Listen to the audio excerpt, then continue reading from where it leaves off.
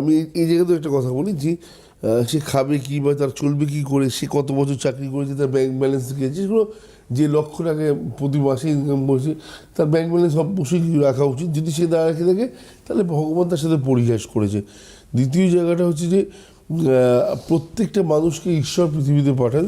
জিসাসের একটা সুন্দর কি বলবো দু লাইনের একটা উক্তি ছিল, তো পুরোটা আমার মনে নেই, জাস্ট আমার মনে হচ্ছে যে এটা বলা যেতে পারে, যেটা হচ্ছে প্রভু আমাদেরকে পৃথিবীতে পাঠিয়েছে, আমরা সারাদিন দৌড়াই, সারাদিন চিৎকার চেঁচামেচি করি, সারাদিন মিথ্যার আশ্রয় দিতে হয়, এই হয় সেই হয়, লোককে ভুল ভাল বিভিন্ন যে যা বলছে সেগুলোকে বিশ্বাসযোগ্যভাবে মেনে নিতে হয়। তো ঠিক আছে, কিন্তু একটা পাখির ক্ষেত্রে ভাবুন তো, তাকে না কিছু চিন্তা করতে হয়, না কিছু ভাবতে হয়, ভোরবেলায় সূর্যের আলোটা উঠলো, ওঠার আগে সে উঠে পড়লো, সারাক্ষণ যতক্ষণ সে জেগে রয়েছে মানে সূর্য রয়েছে ততক্ষণ সে জেগে রয়েছে, দৌড়ালো, খাওয়া দাওয়া করলো, তার খাবার পৃথিবীতে চারপাশে ছড়ানো আছে, শুধু খুঁটে খেতে হবে। তো আমাদের খাবারটাও ঠিক চারপাশেই ছড়ানো আছে, খুঁটে খেতে হবে। আর টাইমিংটা যেটা পাখির মতো যদি ঠিকঠাকভাবে টাইমিং মেনটেন করা যায়, আমাদের লাইফে অসাধারণ বললেন। এবং আমি দর্শকদেরকে বলবো এই ধরনের ফোনটা যদি পাই খুব ভালো লাগবে, যে দেখুন যারা ফ্রাস্ট্রেশনে ভুগছেন যে কোনো ব্যাপারে, সেটা আপনার চাকরি হতে পারে, ব্যবসা হতে পারে, বিয়ে থার ব্যাপার হতে পারে, পড়াশোনার ক্ষেত্রে হতে পারে, আপনার জন্য কিন্তু ছড়ানো রয়েছে বিকল্প। একদম। যার ব্যবসা ডাউন মনে হচ্ছে আর বেঁচে থেকে কি হবে, তার জন্য আরেকটা ব্যবসা রয়েছে বা একাধিক ব্যবসা রয়েছে। যার চাকরি চলে গেছে তার জন্য কিন্তু চাকরি রয়েছে অসংখ্য, তাকে খুঁজে নিতে হবে। এই খুঁজে নেওয়ার দায় এবং দায়িত্বটা দেবাচার্যজির উপর আমি চাপিয়ে দিলাম, যে কি করতে হবে। মানে ঠিক আছে ভাই, আছে কি নেই শুধু এইটুকু বলুন। না, মেন ব্যাপার হচ্ছে খোঁজে রাখি না, একটা বিশাল পরিমাণ ক্লান্তি চলে আসে যে এত ভালো জায়গায় ছিলাম, কি দোষ করলাম।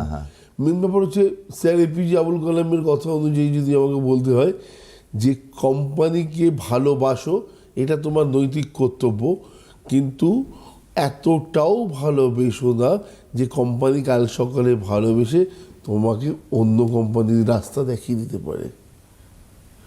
মানে এই জায়গাটাও আমাদের লাইফে রাখা উচিত, যে প্রতিটা জায়গায় আমাদের একটা জায়গা থেকে ভালো চলছে, তার মানে আমাদের ইনকামের জায়গা ভালো আছে, আমাদের প্রতিটা সোর্স অফ ইনকাম যে জিনিসগুলো আছে সেগুলো ভালো আছে। আমি একটা কোম্পানির জন্য দীর্ঘদিন করেছি, করার পরে দেখা গেল কোম্পানি আমাকে মাঝপথে বসিয়ে দিল, তখন আমাকে আরেকটা কোম্পানিকে খুঁজতে যেতে হবে।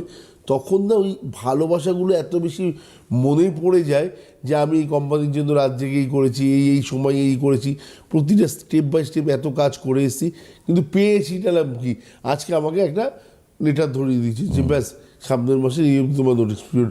এইবারে যখন আমি নতুনভাবে চাকরি খুঁজতে যাচ্ছি না, সেই যে স্পিরিট থাকা উচিত আমার মধ্যে, সেই যে লক্ষ্য থাকা উচিত, সেই যে জোশ বলবো, সেগুলো আস্তে আস্তে কোথাও না কোথাও অনেক ডাউন লেভেলে নেমে যায়। তখন অটোমেটিক্যালি 2-3 মাস 4 মাস আমার জবের ক্ষেত্রে এগোতে গেলেও প্রবলেম।